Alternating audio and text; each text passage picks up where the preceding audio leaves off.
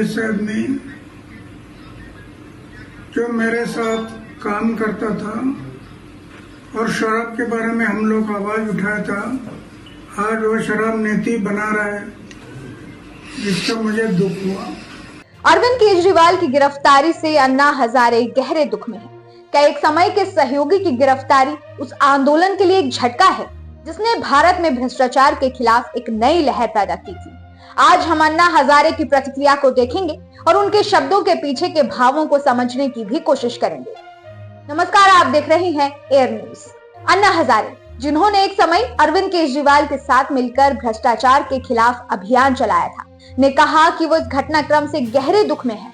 उन्होंने कहा, मुझे याद है जब वो मेरे साथ काम कर रहे थे और हम दोनों ने शराब के खिलाफ अपनी आवाज उठाई थी, लेकिन अब वो शराब को कानूनी मान्यता देने की कोशिश कर रहे हैं।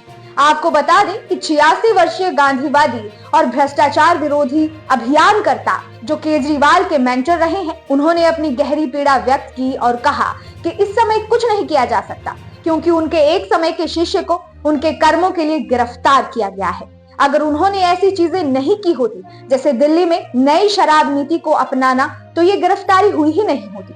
अब कानून अपना काम करेगा, अब सरकार देखेगी और तय करेगी कि क्या किया जाना चाहिए। अतीत के कई मौकों पर हजारे, जिनके भ्रष्टाचार विरोधी आंदोलन ने केजरीवाल को एक राजनेता के रूप में उभरने में मदद की, उन्होंने उन पर हमला किया और कहा वो दिल्ली के मुख्यमंत्री के कुछ सहयोगियों को जेल जाते देखकर बहुत ज्यादा दुखी हैं और उन्हें केजरीवाल और आम आदमी पार्टी से लोगों की उम्मीदों की विश्वासघात के लिए काफी निराशा भी हुई है।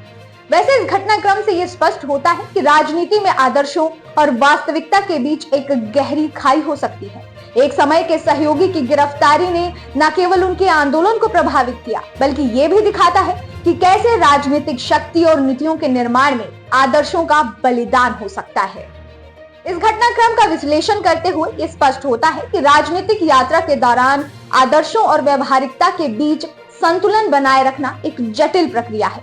अन्ना हजारे की प्रतिक्रिया ने उनके और केजरीवाल के बीच के विचारों के मतभेद को उजागर किया है, जो एक समय में समान उद्देश्यों के लिए एक साथ खड़े थे।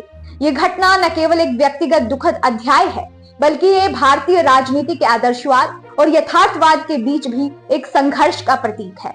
आगे चलकर ये घटना भारतीय राजनीति में एक नए अध्याय की शुरुआत कर सकती है, जहां नेता और जनता दोनों अपने प्रतिनिधियों से अधिक पारदर्शिता और जवाबदेही की उम्मीद करेंगे। ये घटना नई राजनीतिक दिशा और नीतियों के निर्माण और आदर्शों के महत्व को फिर से परिभाषित कर सकती है। हमारी अगली वीडियो में हम इस घटनाक्रम के भारतीय राजनीति पर प्रभाव और भविष्य की राजनीतिक दिशा पर चर्चा करेंगे। क्या इस घटना से अन्य राजनेताओं को सबक मिलेगा?